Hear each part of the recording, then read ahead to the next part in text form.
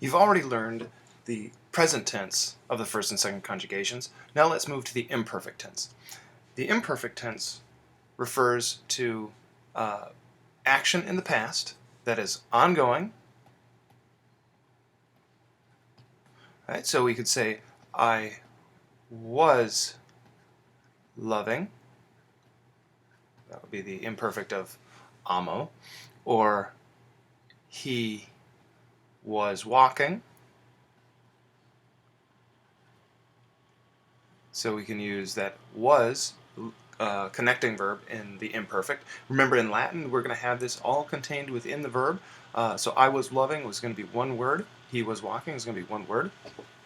Or it can represent generally habitual action. So I used to walk.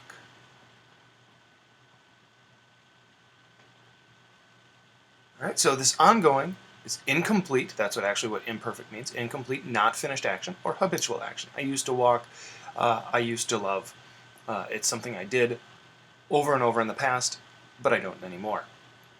Now, the basic rule for the imperfect tense is going to be our stem, the same stem that you used for the present tense.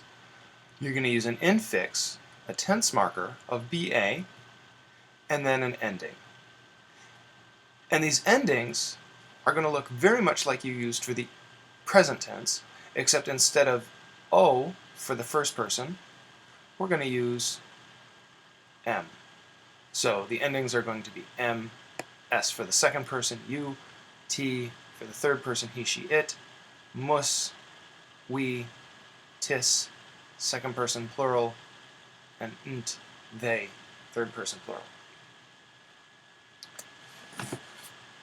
So the first conjugation, our verb is our paradigm verb amo, amare. And in case you don't remember the principal parts, amawi, amatum. So our stem is going to be ama. We're going to add our ba and the ending.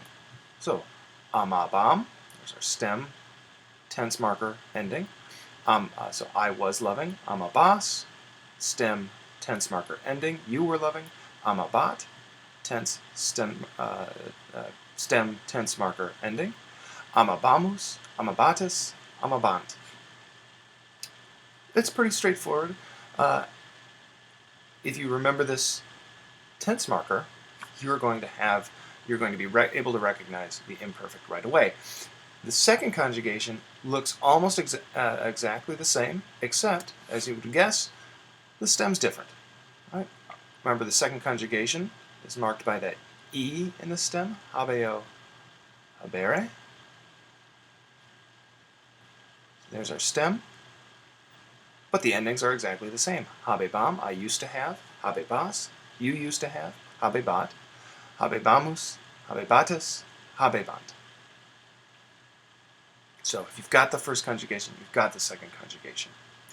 Sum is a little different. Sum is irregular, but as you'll see, I think it's less irregular than the present tense. So sum, remember, is to be. It's a linking verb. We're going to use era as our stem. This is the imperfect stem. Once you have that, we just add the imperfect endings. So eram, I was. Eras, you were. Erat, he was. Eramus, we were. Eratus, you were. Erant, they were. Endings are there. Remember this stem. When you see this era, you're dealing with the imperfect. Now, one last thing. We're going to take a look at possum. Remember, possum is a compound of sum plus pot. Right? So possum is a compound of pot plus sum. And remember that the T in the pot part, remember possum means to be able, the T in pot assimilates to the S in sum and the forms of sum that have an S. So it's possum or possumus, possunt. Now all we're going to change in the imperfect of possum is this part. We're going to use the imperfect of sum. So to go back, we had that eram, eras, erat, eramis, eratis, erant. Now we're going to use the same thing, pot plus your form of sum. And if you notice, none of those forms of sum begin with s, so we're going to keep the pot for throughout. So pot eram, you were able, pot eras, pot eram, I was able, pot eras, you were able, pot erat, he was able, pot eramus, pot eratus, pot erant, they were able. So if you have eram, eras, erat memorized, the imperfect of possum is no major problem.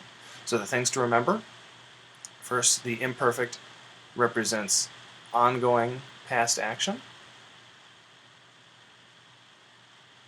Usually use the helping verb was, or habitual action. And you can use the helper used to for that. And then the basic model is stem BA ending, where the endings are M, S, T, mus, tis, nt, nt. That's all there is to it.